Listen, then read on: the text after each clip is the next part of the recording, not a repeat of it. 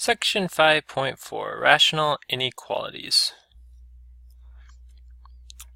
What we're doing in this section is finding intervals where things are either greater or less than something. So if we have the graph already for us, then it's pretty straightforward to tell from a graph when we have solved inequalities. So in this case, use the graph of a function f to solve where the inequality, so where this function is greater than 0. Where is this function bigger than 0?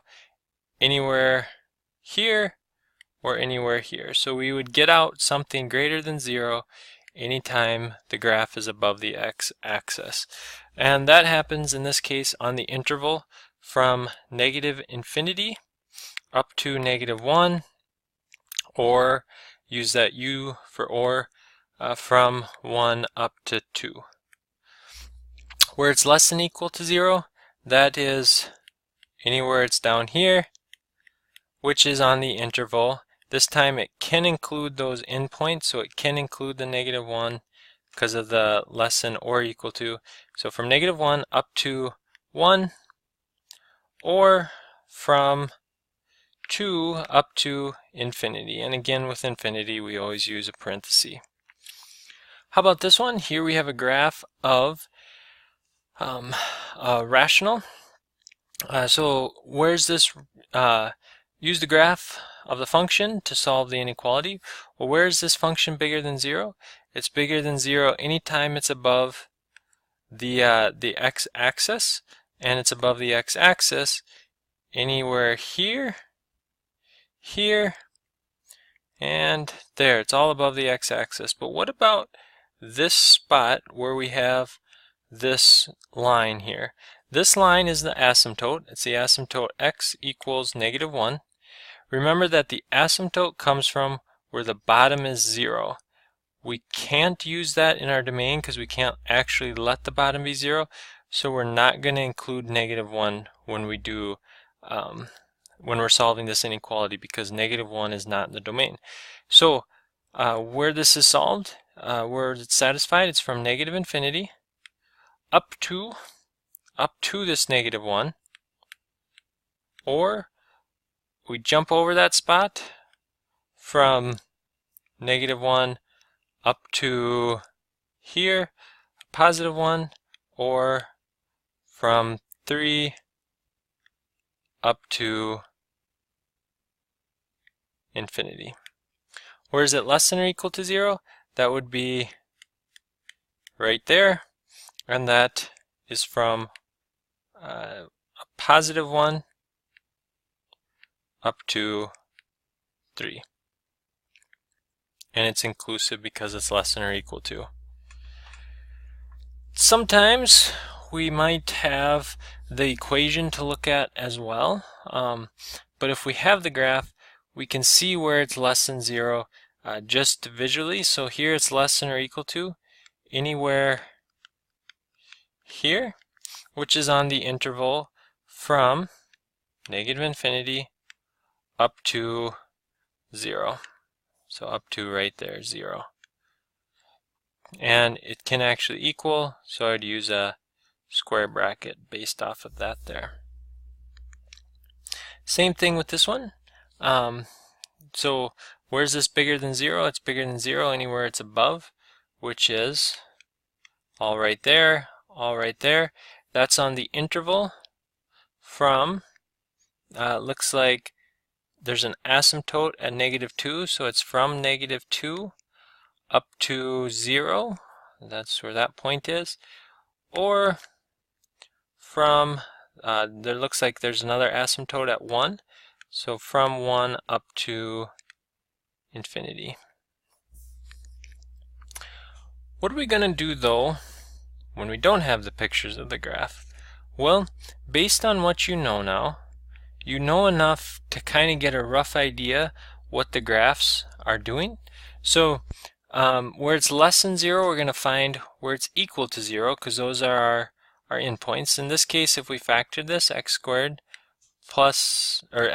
times x plus 8 to get this factored to figure out where it's equal to 0. This is going to equal to 0 at x equals 0, and x equals -8 when I solve for this and for this equal to 0.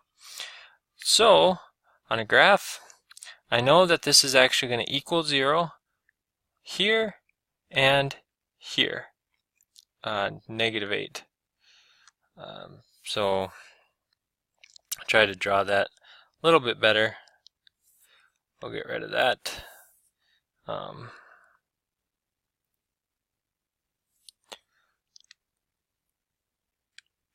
So those 2 points. And then what's this doing? Well, this came from an x to the third. X to the third, the endpoints are going to be going opposite, like that. So I know I have to start somehow from down here. We're going to cross through the x-axis, comes back down. This 0 came from this one here, which was a 2. So it's even, it touches and turns, and then it keeps going back up. Where's this less than 0?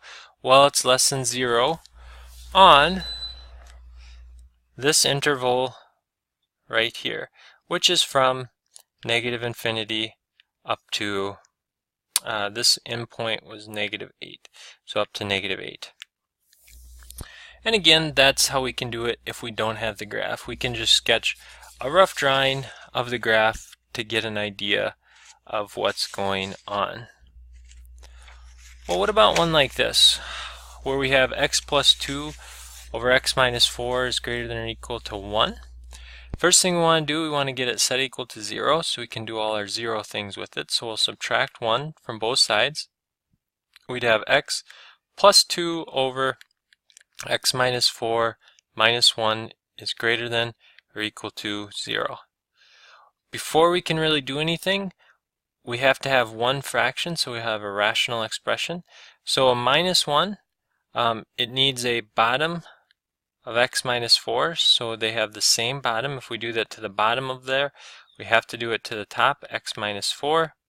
So multiply, take 1, multiply it by x minus 4 and x minus 4, top and bottom. So then we'd have x plus 2 over x minus 4 minus x minus 4 over x minus 4 greater than or equal to 0. They have the same bottom now, so we can take the top, the x plus 2, minus the x minus 4. They're going to have the same bottom, x minus 4. Where's that greater than or equal to 0? X minus x, no x's. 2 minus -4 would be minus, plus 6, I guess. So 6 over x minus 4. Where is that greater than or equal to 0?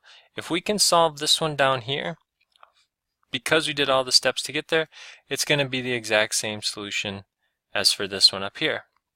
So for this one, thinking about it graphically, are there any asymptotes? So if I am to draw a graph of this, are there any asymptotes? Well, are there any vertical asymptotes? Vertical asymptotes where the bottom would equal 0. The bottom is going to equal 0 when x is 4.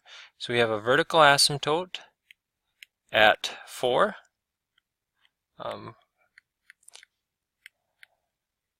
Got the vertical asymptote at 4. Horizontal asymptote, the x's on the top and the bottom, there's no x's on the top, so there's more on the bottom. When there's more on the bottom, the horizontal asymptote is going to be 0. So we're going to have a horizontal asymptote there. To get some points, to try to figure out some more information, it has an x-intercept. X-intercept is where it's neither up nor down. So that's where the top is going to equal 0. Is there any way to make that top 0? No. So I know it's never crossing the x-axis. Y-intercept is where x is 0. So it'd be, because it's neither left nor right, so 6 over 0 minus 4 is going to be negative 1.5 or negative 6/4 or negative 3/2 or however you do it, but that simplifies to negative 1.5. So 0, negative 1.5 is going to be there, something like that. I know it's never crossing this line, so somehow it starts here, it's got to touch there, and then it's just going to go down towards the asymptote. What about over here? Well, let's check. Over here, is it positive or is it down here? Negative. If I check the 6 over x minus 4 with a point, this crossed here, this was the line x equals 4. So let's pick a number bigger than 4. How about 5? If we put 5 in there, 6 over 5 minus 4, that is going to be a positive over a positive. So I know once we cross over this line, it's somewhere over here, which means our graph is going to look something like this. Well, where is this graph? Greater than or equal to 0. It's over right in here. So it's going to be on the interval from 4 up to infinity. How can I be sure it never goes negative again? Well, it didn't have any x-intercepts, so it can never cross, so it's never going to be negative. And there I'd have my answer. How about this one? 5 over x minus 3 is greater than 3 over x plus 1. I would get everything onto the same side first, so it's greater than 0. So I'd have 5 over x minus 3 minus 3 over x plus 1. Where is that greater than 0? Because I move this to the other side. Well, I have to have one fraction before I can do any of my asymptote tricks or anything. So to get the same fraction, I would take this one. This one is missing an x plus 1 on the bottom. So I put that in on the bottom. If I do it to the bottom, I have to do it to the top. This one is missing x minus 3. If I do that to the bottom, I have to do it to the top. So now I have 5 times x plus 1 minus 3 times x minus 3. They have the same bottoms, so the bottom's going to be the same. We'd have x minus 3 and x plus 1 in the bottom. That rational expression greater than 0. I'm going to try to figure out where this is greater than 0. I'm going to simplify the top to clean that up a little bit. We'd have 5x plus 5 minus 3x plus 9, which is 2x plus 14 over the bottom was x minus 3 and x plus 1 after doing a little bit of work in the top there. Well, how does that help me? Now that I have a rational function here, a rational expression, I can do some stuff with the graphs. So on a graph, draw my graph in black, and then how about this time I put the asymptotes. We'll make them red. So do I have any asymptotes? Well, x minus 3, I would have an asymptote at 3 because that would make the bottom 0. So I know I have an asymptote at 3.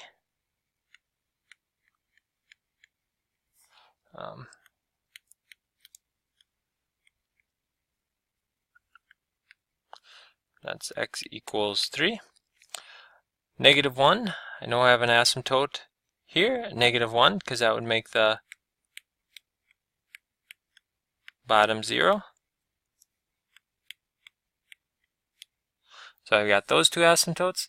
Is there a horizontal asymptote? Well, I'd want to multiply the top or the bottom together to figure that out. So if I do that, looking for a horizontal asymptote, when I multiply the bottom out, I'd get x squared minus 2x minus 3. This here has a larger exponent than this, so I know I have a horizontal asymptote at y equals 0.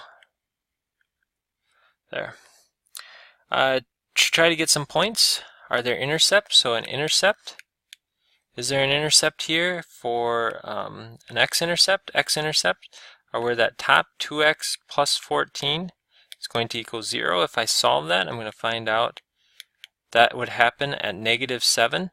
So at negative 7, I have a point. How about when I sketch my points, how about I do that in a third color yet? We'll do it in blue. So I know I'm going to have a point there. For a y-intercept, that's when x's are zeros. So you have 2 times 0 plus 14 over, if I use this one, 0 squared minus 2 times 0 minus 3. That's going to be negative 14 over 30, which is about, it's about negative 5 if this was negative 15. So it's about somewhere right in here. Well, what does that mean? I only have 2 points. I still don't know a whole lot of information. I can be confident about this inner part. This inner part, it's never crossing the x-axis because there was only one x-intercept. So, and it gets close to the asymptotes. So I can be sure that inner part is doing something like this. I don't know exactly how, but I'm sure it's doing something like that. So I'm sure it's not greater than 0 when it's down here. I know it can't cross this axis because there were no intercepts, and I know it gets close to the asymptotes. So here, this is at 0. So I know it crosses the x-axis here. Is it coming up to down, or is it coming down to up? I'm going to check to see a point. This point was the point -7. So if I pick a point like -8 to see what's happening on the left hand side of this and plug it into here, I'd have 2 times -8 plus 14 over -11 times -7. What I'm looking for is really just to see if this is going to be a positive or a negative. The top is going to be negative, the bottom is going to be positive. So I know when I plug in -8, somehow I have a negative number. So it's going to have to somehow start out negative, get through this point, and then asymptotes, as we approach asymptotes, it's going to go to infinity. And I know it has to be positive infinity because it can't cross over this axis again.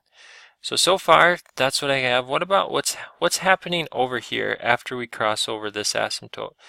Well, so let's take a number like 4 to check to see if it's positive or if it's down here. So take 4, plug it into this equation.